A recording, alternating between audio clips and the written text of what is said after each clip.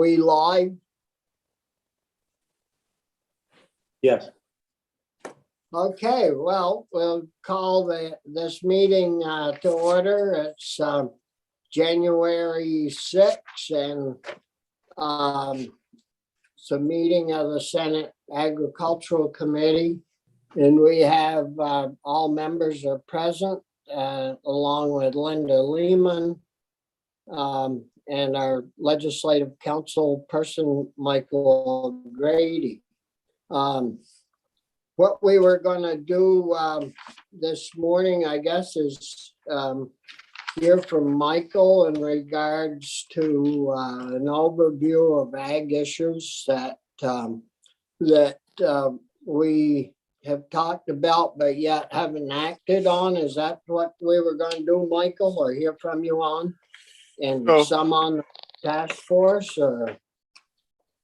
So I basically put together a list of issues that you either inspired or required a report on in previous legislative action, or have arisen or become more pressing over the past 5-6 months. Yep. So that you should be aware of. I ran the list by the agency. They added 1 or 2 issues. So I think it's a coordinated list of issues that you likely will be hearing about from either the agricultural community or the specific advocates for the agency itself. Yeah, and I believe Carolyn and I are going to meet with them next week, I guess, to go over their issues and try to divide up who's going to do which items on the list. Yeah. Sure. So I sent a document to Linda. Linda, I was having problems sharing my document yesterday, so I will try to share again today, but I might have to ask you to put the document up on the screen. That'll be fine. Okay, so I will share my screen.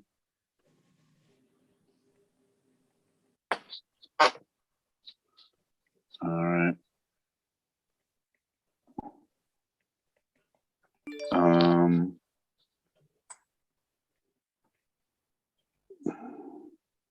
Sorry.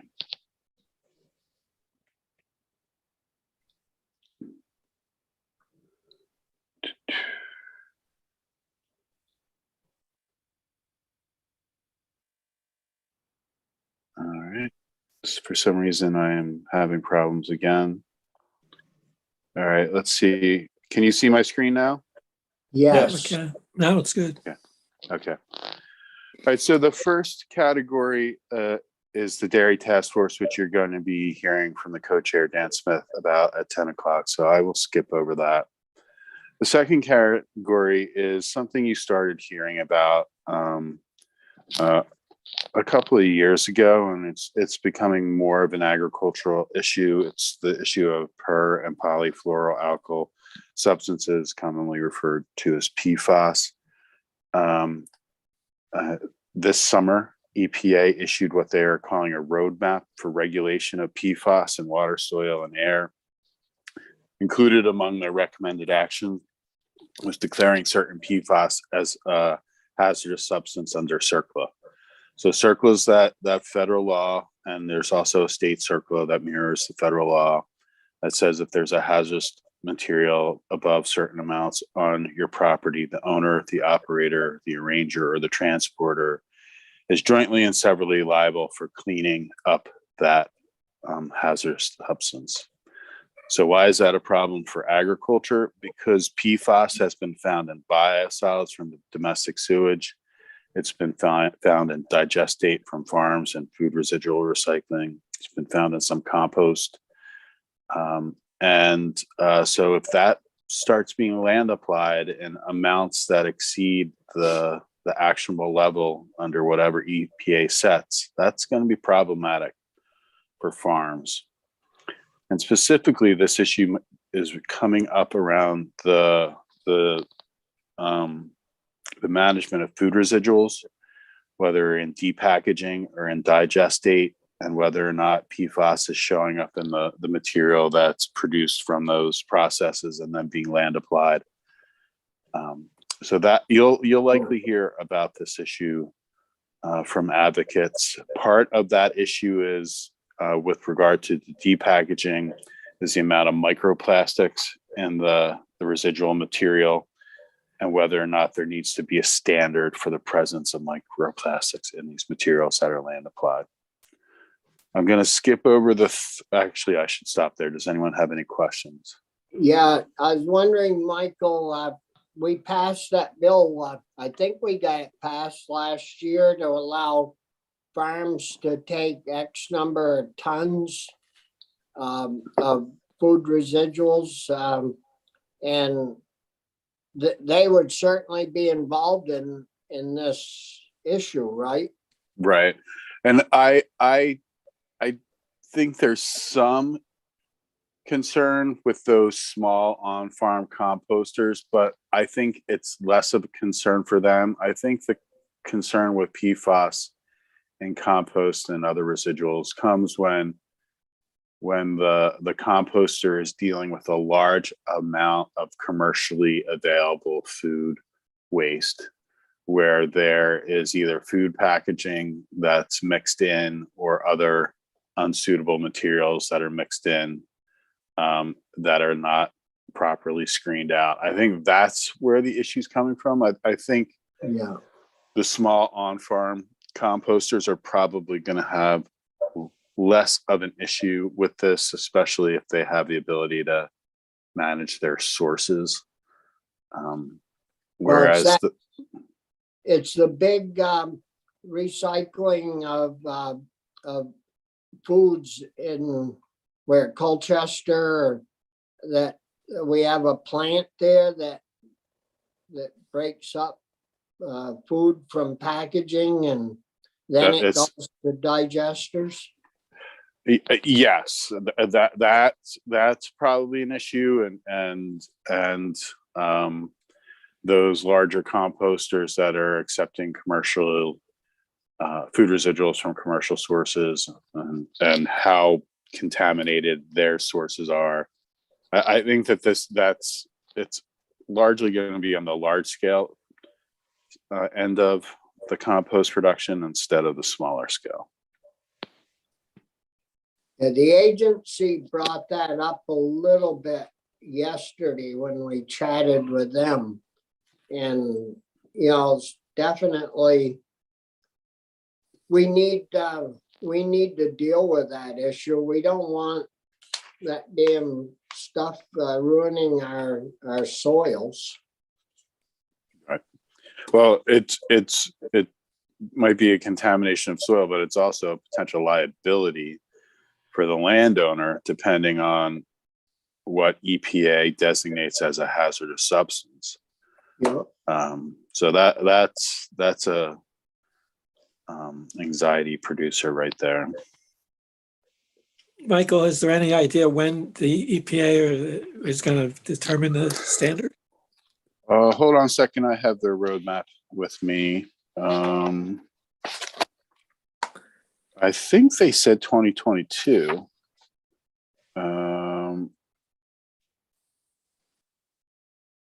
Yeah, Relatively soon. They're going to go to a proposed rulemaking with public comment in spring of 2022. Okay. So, So in a way, so things are kind of, things are kind of in limbo in a sense until that happens in terms of anybody being held liable or anything. Right. I mean, if you're a farm, you're going to have to make kind of a decision based on lack of information, right? What am I supposed to do in the next 6 to 10 months? Right. Well, is there this problem must be elsewhere in the country? I don't know if there's any other states that are dealing, I should think, that would be dealing with this. Would it be worth doing some research on what they're doing, Michael? Sure, we can do that. I think it's also worthwhile to bring both the Agency of Ag and the Agency of Natural Resources in Yeah, on how they are planning to deal with this under state law, because they're, for example, biosolids from domestic sewage. That's an A&R program, but it's often applied on farms. So, what's the overlap there?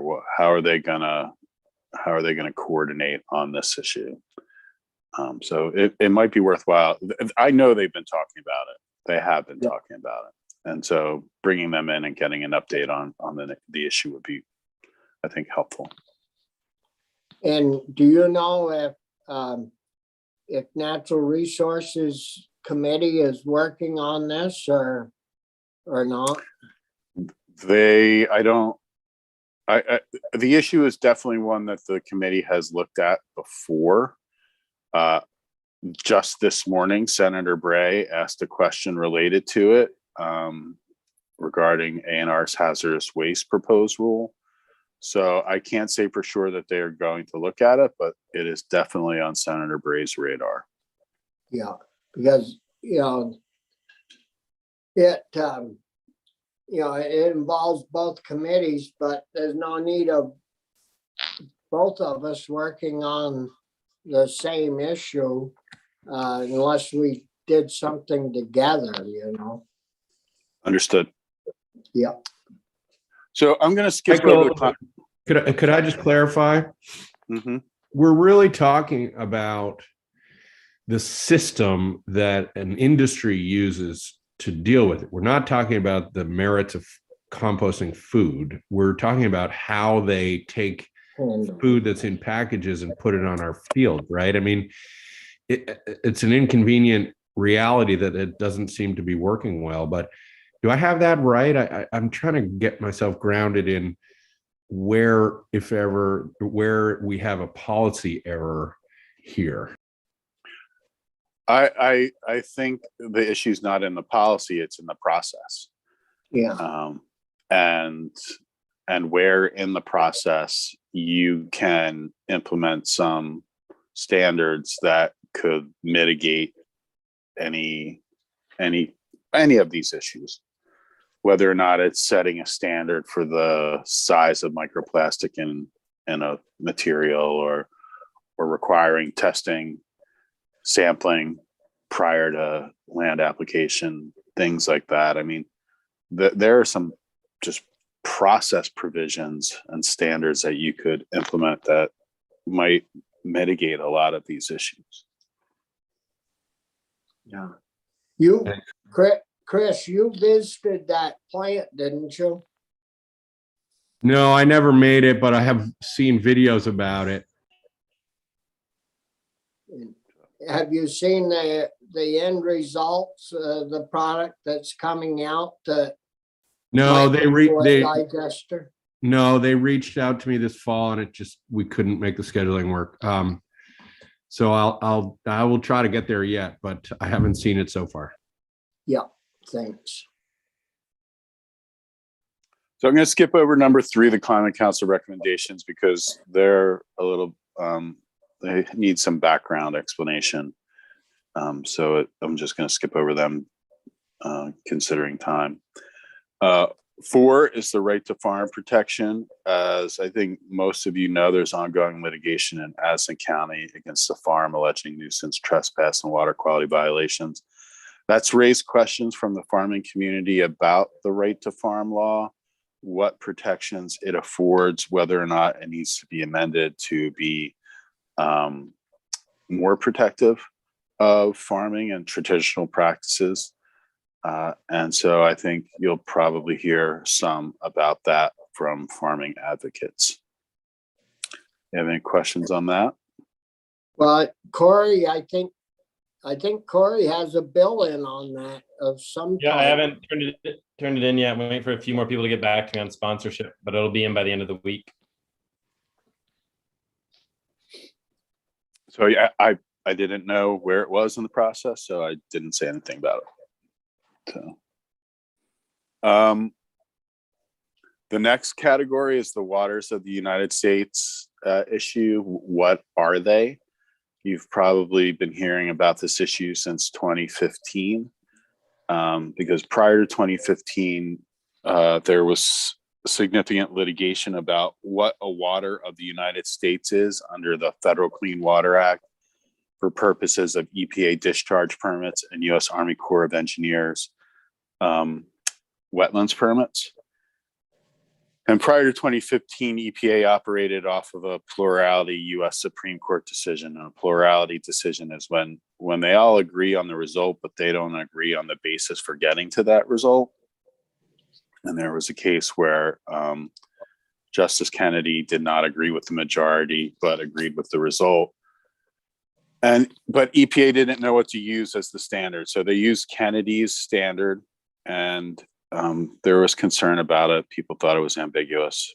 So in 2015, the Obama administration proposed a rule called the Waters of the United States Rule. It created significant anxiety in the farming community because of concern that it would expand the definition of waters to things like farm ditches, subsurface tile drainage, and a broader class of wetlands.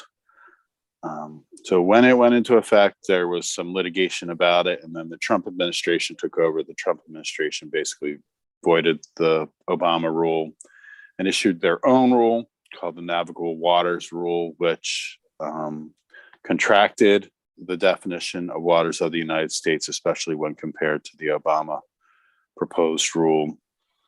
But however, recently, a circuit court has invalidated the Trump era rule, the Navigable Waters Rule, and EPA basically has to issue a new rule.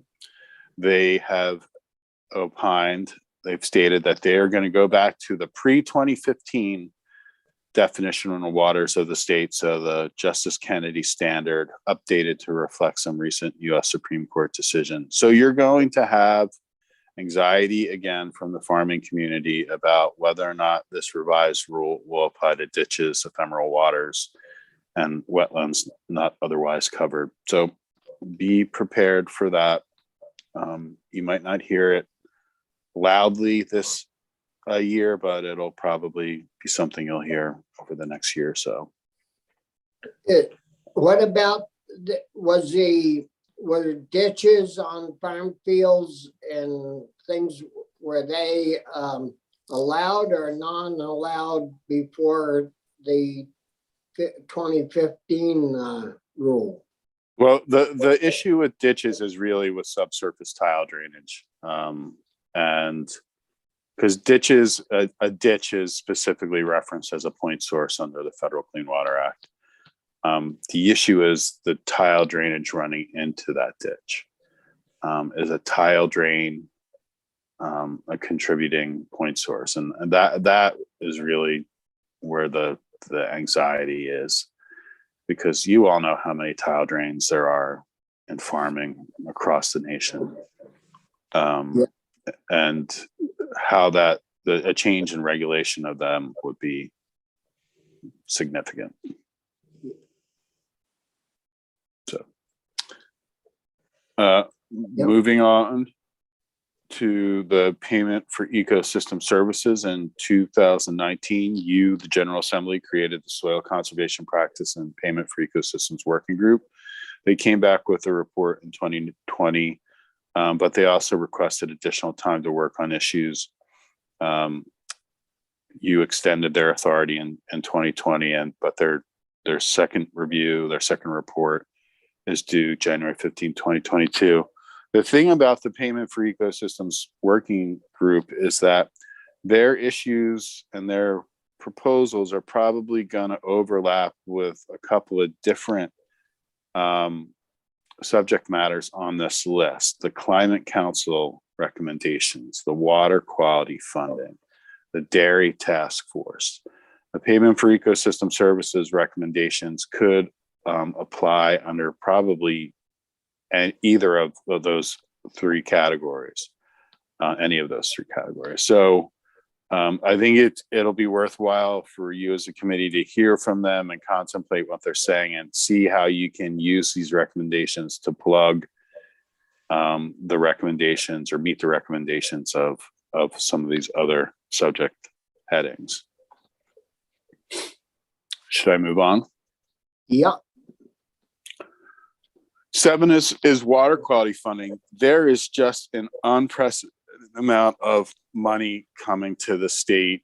And it's a lot of it is for water quality, but much of that money is being funneled through what are called the SRF, the state revolving loan funds, the Clean Water State Revolving Loan Fund and the Drinking Water State Revolving Loan Fund.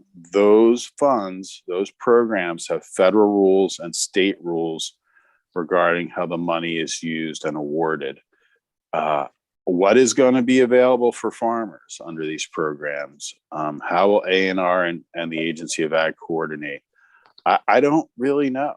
I don't know if the agencies have contemplated using the SRF funds for farming. I think there's definitely opportunity to, but I think if you want to push this generational source of money out to the farming community, you should get A&R and the agency in to talk about how they're going to coordinate movement of this money to the ag sector. Is there somebody at A&R that would be in charge of that other than Julie, or? So you may know the name Patrick Monks. He used to be the head of the stormwater program. He's moved into a new role, basically heading up these kind of assistance programs. I would talk to Patrick, bring him in.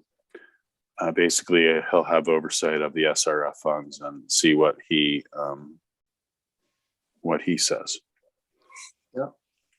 He's a very reasonable, rational guy with a lot of experience in the General Assembly. So, yeah, Linda, would you be able to get that number and be able to contact them eventually?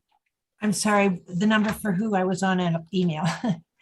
Patrick, Padric Monks. And I can send you the contact information. He's the Sure. financial and loan programs manager. Thanks. Yes.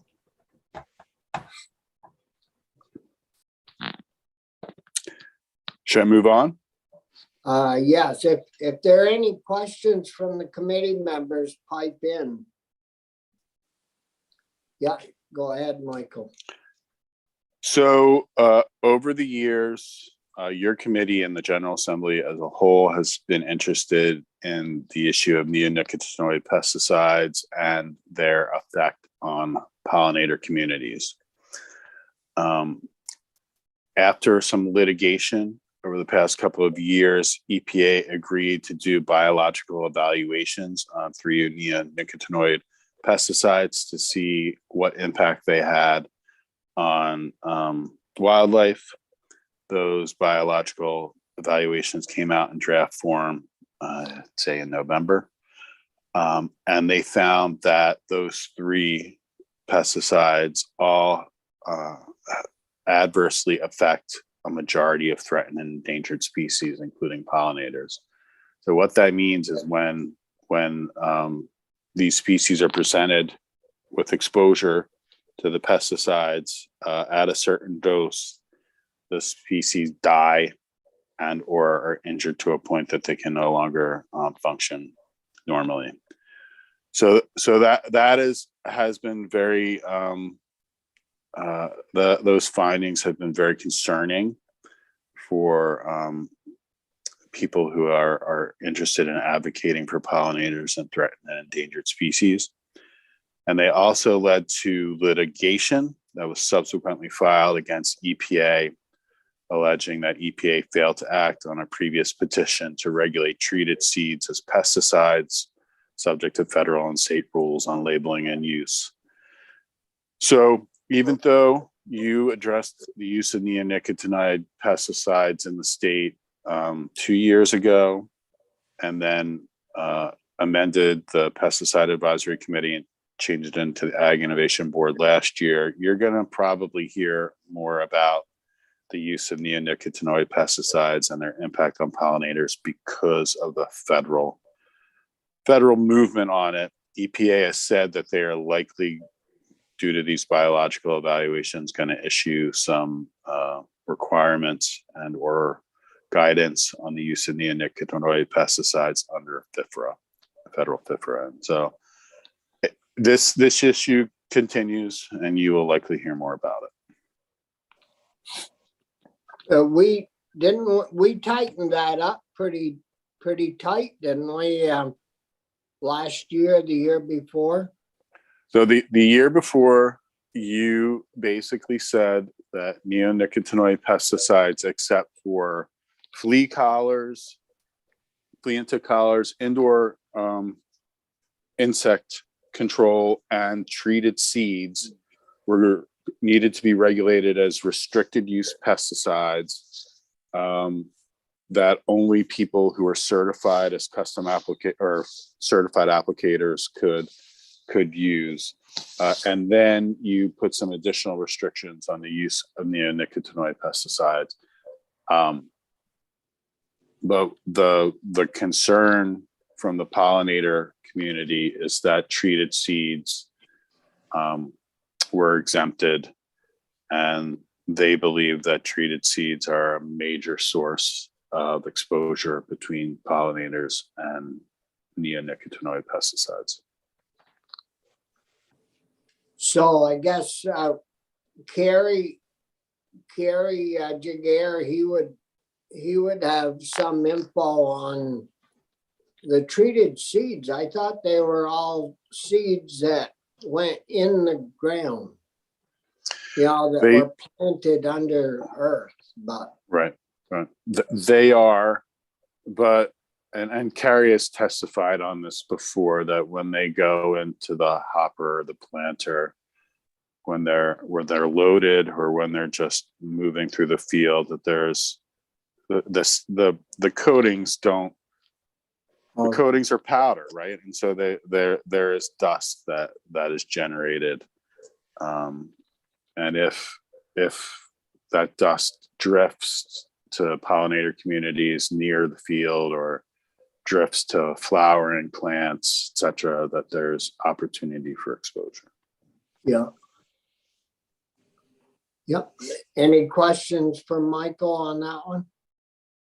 Yeah, I At just some have a quick point- one. With the three pesticides that the EPA issued evaluations on, do you know what those three were? And are those three that we've already looked at in this committee? They were clothianidin, imidacloprid, and thiamethoxam. You've definitely heard testimony on clothianidin and imidacloprid. I don't remember if you've heard testimony on thiamethoxam. Okay, thank you. Did someone else have a question? Well, I was not really a question. I was going to ask if there was sort of some article or something that we could take a look at that would describe what this study was about, or should I just Google it? I just don't know whether there's something easily accessible to explain it. I can send you. EPA has a press release that links to the specific biological evaluations, and they have summaries of the biological evaluations as well. So you don't actually have to read the entire evaluation because they're kind of long and technical. Well, I would appreciate that when you get a chance. No rush. Sure. And Michael, do you know if any of these seed companies have put a different formula together to keep their neonics attached better to the seed, or we'd have to get that from the industry people, I guess?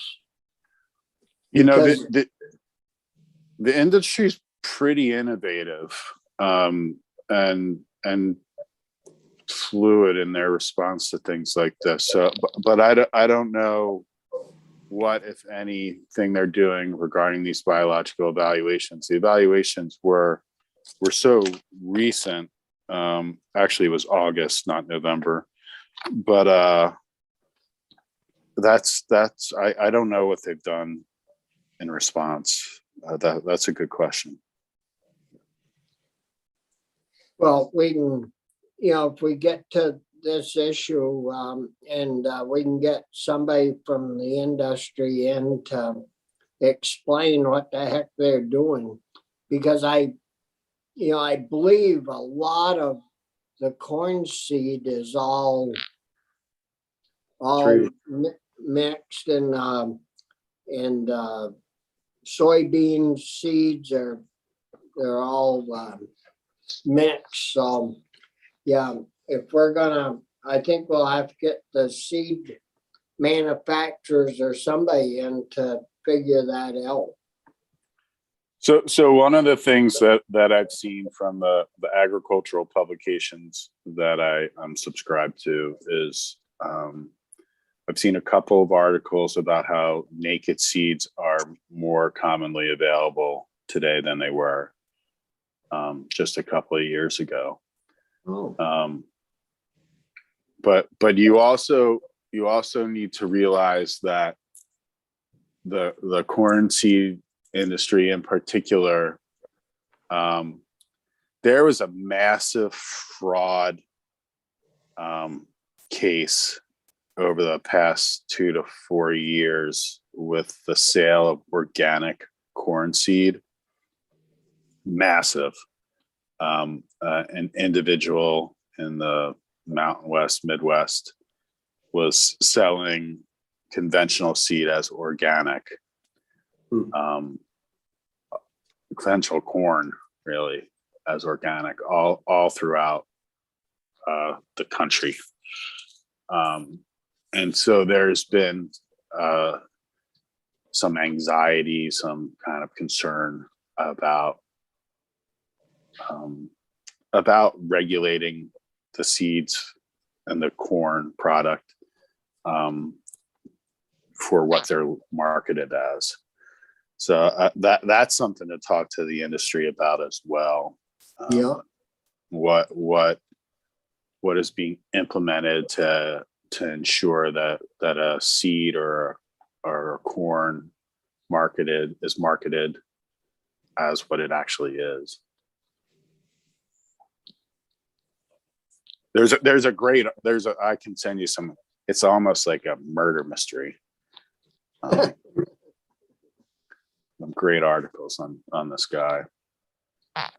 Now, was that a company or an individual, or? It basically, I mean, he had a few different companies, but it was basically this individual. Real shyster. Okay. God. Now, any other questions on that from Michael?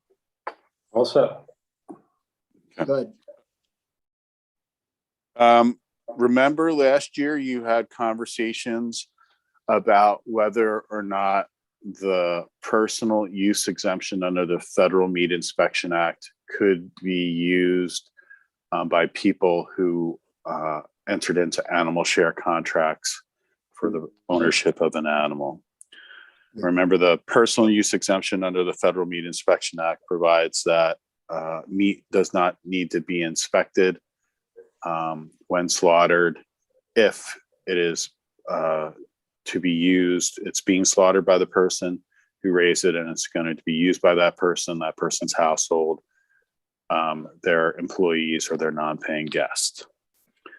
And there was a question about whether or not if a farmer sold shares in the ownership of an animal so that they were all the owner of the animal, whether they could all be,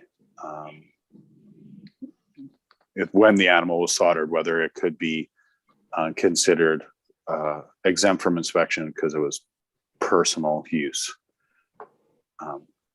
and not the sale of the slaughtered product without inspection. So there was some ambiguity going on about that. You looked at a Wyoming law that ostensibly allowed for it, but it was unclear of whether Wyoming's law actually allowed it or not. So you asked for me to coordinate with the agency, rural Vermont, and other interested parties to explore whether or not persons owning an animal under an animal share contract could use the personal use exemption under the Federal Meat Inspection Act. Very coincidentally, almost at the same time that the Governor Scott signed that bill requiring the study, Colorado passed a bill that allowed animal share products to be distributed and exempt from slaughter inspection. Now, Colorado is not an equal to state like Vermont. Colorado does not operate its own slaughter inspection program. They rely just on USDA to do it. So USDA basically said they were going to impound any meat that was distributed under that law that allowed slaughter of animals under the animal share contracts and distribution. They claimed it was a violation of the Federal Meat Inspection Act and the sale of the product without inspection. And apparently USDA is now doing a more thorough review of the slaughter system in Colorado. So with that as a backdrop, I contacted the agency in rural Vermont, specifically Steve Collier from the agency and Caroline Gordon from rural Vermont. We worked through these issues. I never talked to USDA directly. Steve Collier basically was the conduit with them. And they basically took a similar stance that they took in Colorado, in that they basically stated that they are not going to authorize the personal use exemption on animals that are owned under an animal share agreement. I still think there's potential there for the use of animal share agreements. And frankly, the practical reality is that people own animals, or animals are owned by multiple owners. You know, grandfather and son that I know specifically. I know friends that own animals, and the animals just stays on one of their properties. And what I find interesting, Michael, to speak to that is there's actually an investment firm out of Texas now that will allow investors to buy an animal, they raise it, and then they sell it, and you get the return on the animal as like an alternative investment vehicle. yeah, I mean, it's there's margins there, right? And so if there's margins there, somebody's going to capitalize on it. And but they're probably slaughtering that animal in an inspected plant. Yeah, they are, but it creates this whole ownership piece where, say I decide to buy, I think it's like $2,000. You buy one at the beginning of, you know, whatever cycle, and it go whatever it sells for at the end of it's, you know, they take their commission off of it, but you know, they're saying it returns upwards of 15-20%, but it's just interesting because technically I'd own the cattle if I bought one, let's say, or Senator Collmore if he invested in one in that situation. Right. I mean, that's actually kind of an interesting, for purposes of securities, you're the owner, but for purposes of slaughter, you might not be. Yeah. Right. Yeah. But as more of that kind of alternative investing starts to come up, and especially with blockchain and all that, it may creep into us having to update these languages at some point because they'll create gray area. Yeah. So But you did a report on that, on your findings, Michael, and I think I read that you didn't agree with you didn't agree wholeheartedly with the agency. Is that right? I think, yes, that's generally correct. I think that there's still ambiguity in the USDA FSIS guidance on use of the personal use exemption, because it says that multiple owners can own an animal. The guidance also says that they don't need to live in the same household. All right, so that means that the multiple owners don't need to live in the same household. Well, why can't you have more than one or two multiple owners under some sort of contract?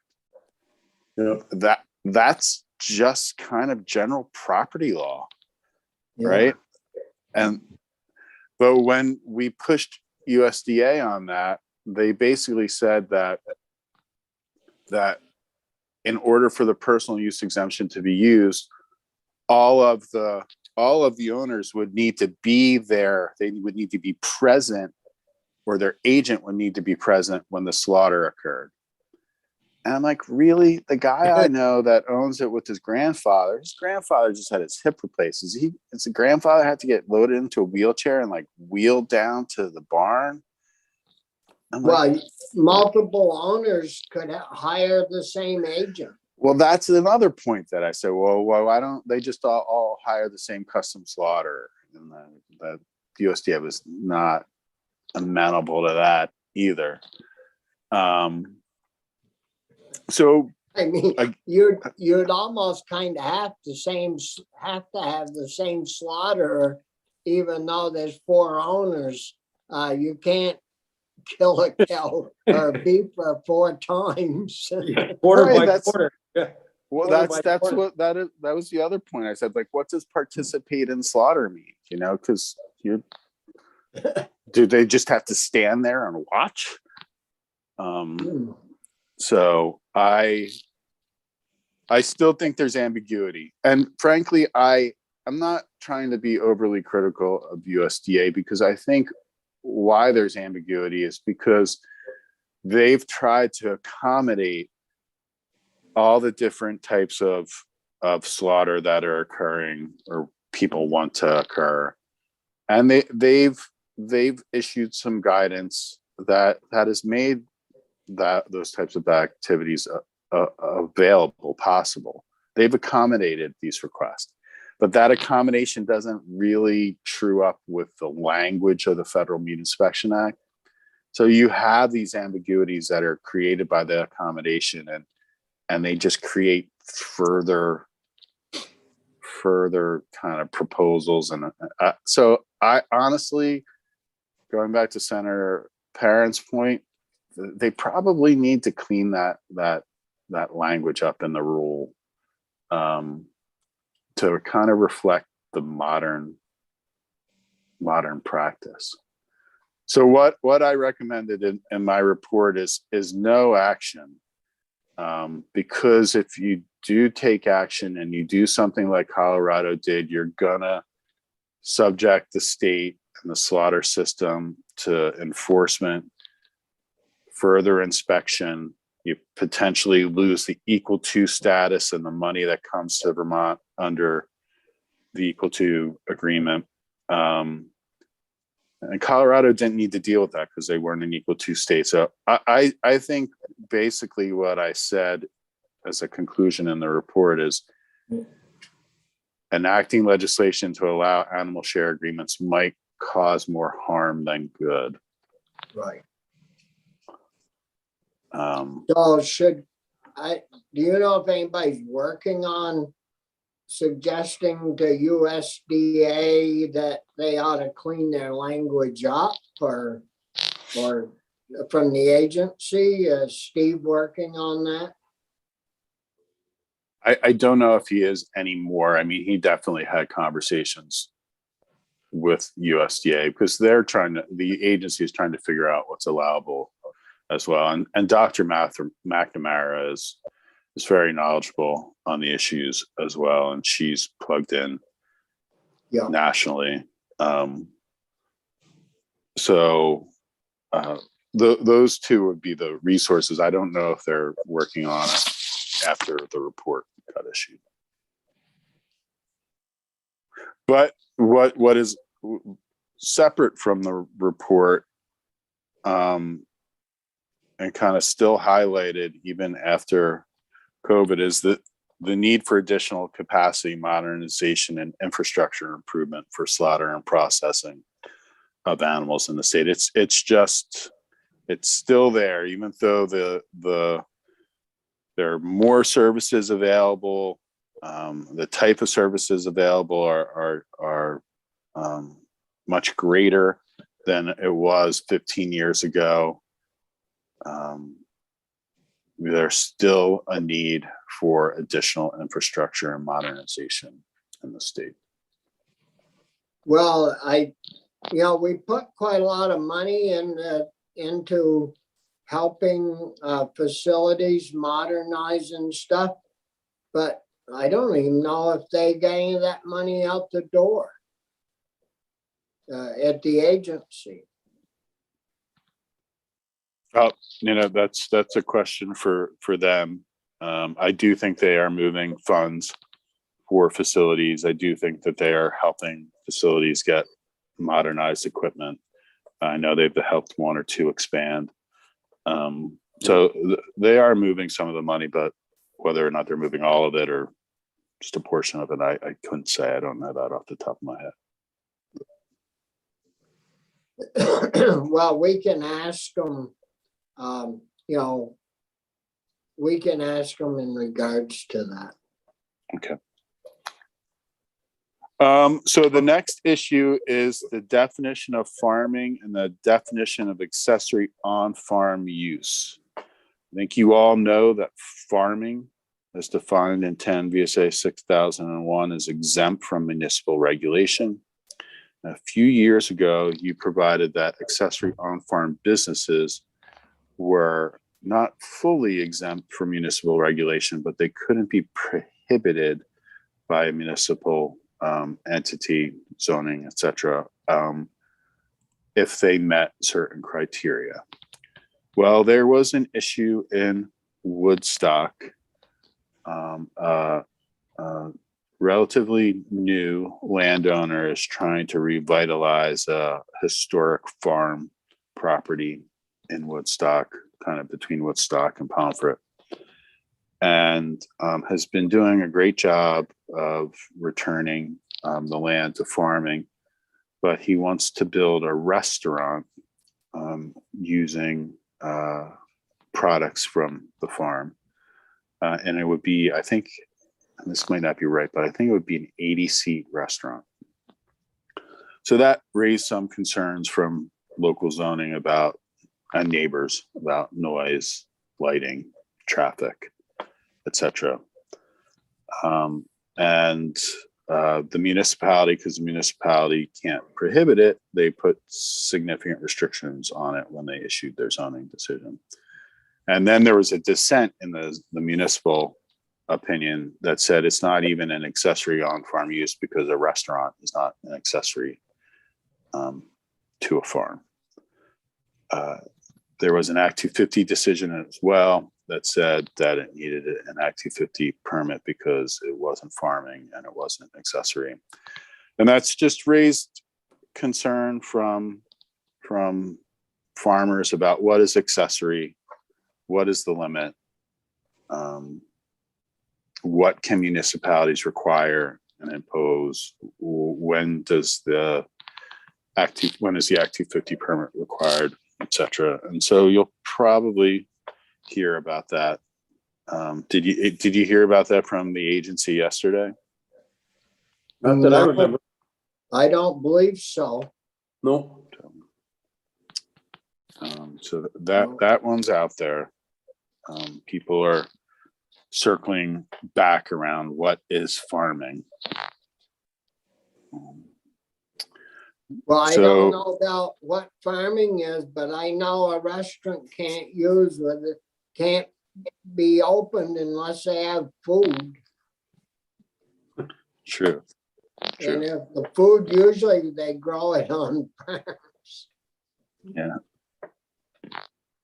Do you know what this restaurant serves, Michael? Is it vegetables only or meat or what?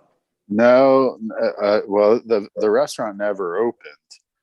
Oh, But the concept was that a certain percentage of the food and the ingredients used in the food would be from the farm. And they do have animals. They do have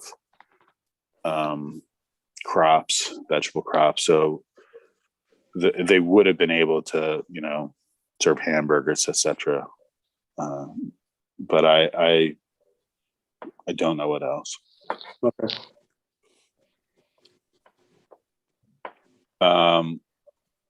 The next category is the 2023 Farm Bill. It's up for reauthorization. There are a ton of important programs in that bill that need either reauthorization or potentially some amendment reform. This is the last year with Senator Leahy as a senior member of the Senate Ag Committee. He has been vital and instrumental in providing programs and amendments that are helpful to the Vermont farming community.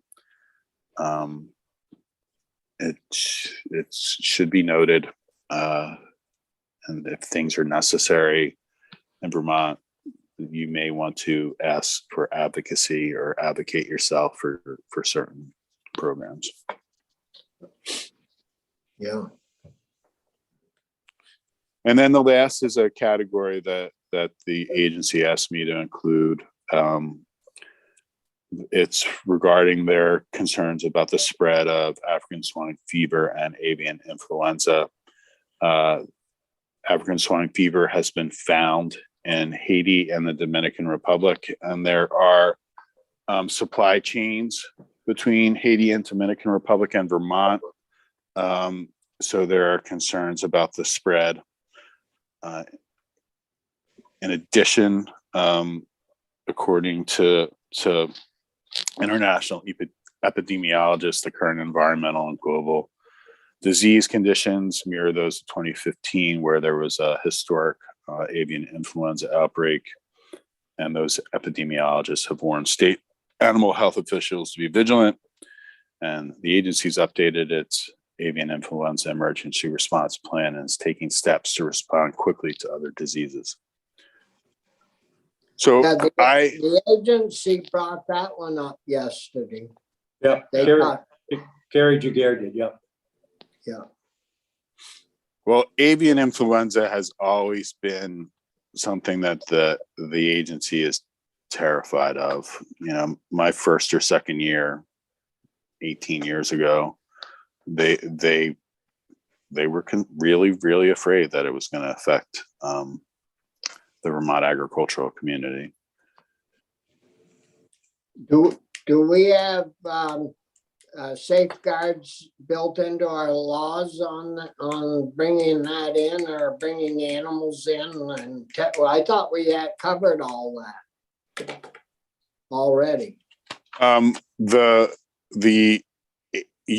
General Assembly at the agency's request modernized the animal transport requirements in statute probably 4 years ago now. Yeah, it wasn't long ago.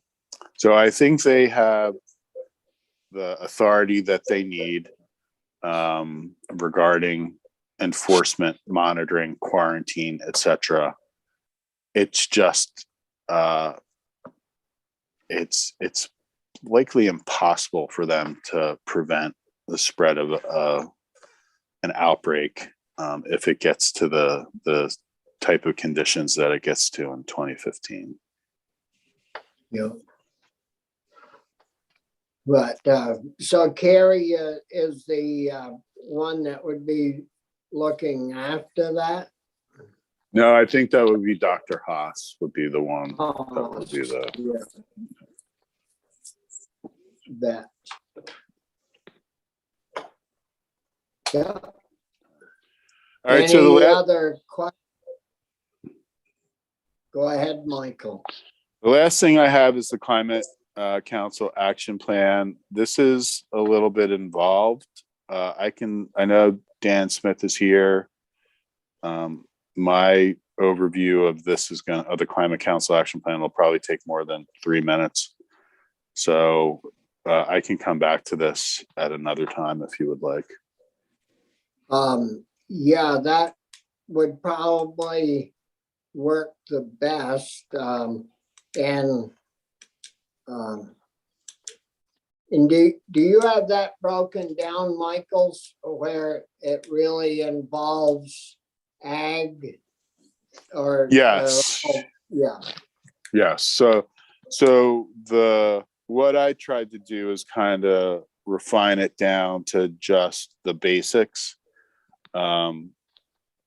The action plan is very long, very well done, but it has multiple categories of recommendations. I just pulled out the agricultural, what they call the pathway, and then the strategies and specific actions that they're recommending the state take.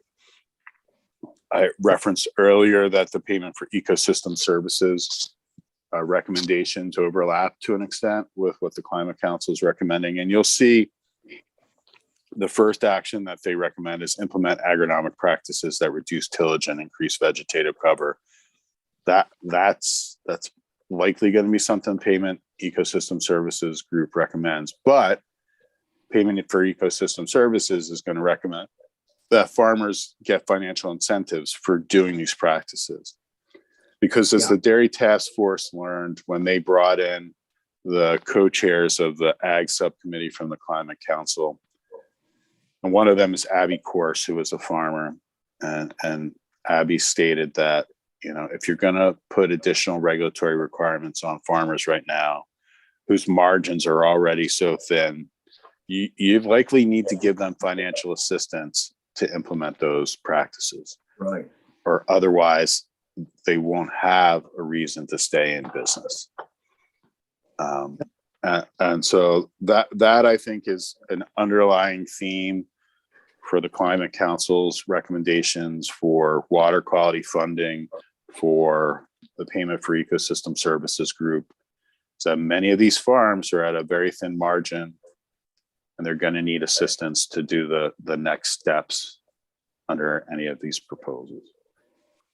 Well, what we'll do, Michael, is we'll certainly have you back in and we'll run through that list of things and take that all in at another time.